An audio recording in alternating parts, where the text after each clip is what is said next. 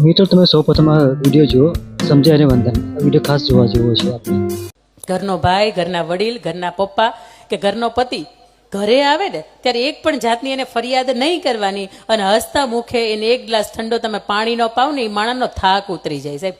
કારણ કે એ માણા બહારની દુનિયાથી થાકે છે ને એટલે ઘરે આવે છે, પણ એ ઘરેથી થાકે જ ક્યાં છે?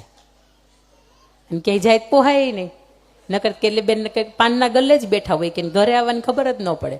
પણ ઘરે ભળવું જોઈએ ને, ઘરે વ્યવહાર તમારે એવા હોવા જોઈએ ને કે એ માણસને આવવાનું મન થાય. એ માણસને 6 નો ટકોરો થાય ને તો કે હવે ઘરે જવું છો, કારણ કે ગરમા ગરમ રસોઈ હશે. આ તો ઘરે આવે ને તો કે બાજરાના રોટલા ને મેથીની ભાજી કરી ખાઈ લો. પૂછતો ખરા કોક દીકી એ નહીં મન થાય કે ચૂરમા ને લાડવા ખાવાના.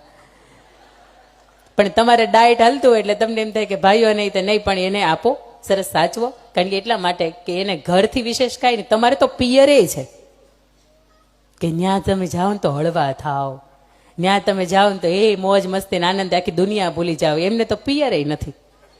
એટલે જે છે એ ઘર જ છે. એટલે ઘરે આપણે હંમેશા આપણા તરફથી એવો વર્તન રાખીએ, એવી વાણી રાખીએ, એવી વર્તણૂક રાખીએ કે એ વ્યક્તિને આપણી મજાક ઉડાવવાનું મન ન થાય. બાકી સાંભળો ને, અમુકનો સાંભળો ને એમ કે બેન કઈ મારે પત્ની છે, તમે ખાલી વાતો કરો, પણ એમાં કાંઈમાં એકેમાં બંધ ન બેહે. નહીં કોઈનું સાંભળવાનું, નહીં કોઈનું માનવાનું, અને બપોર 2 થી 5 રીલ્સ જ જોવાની.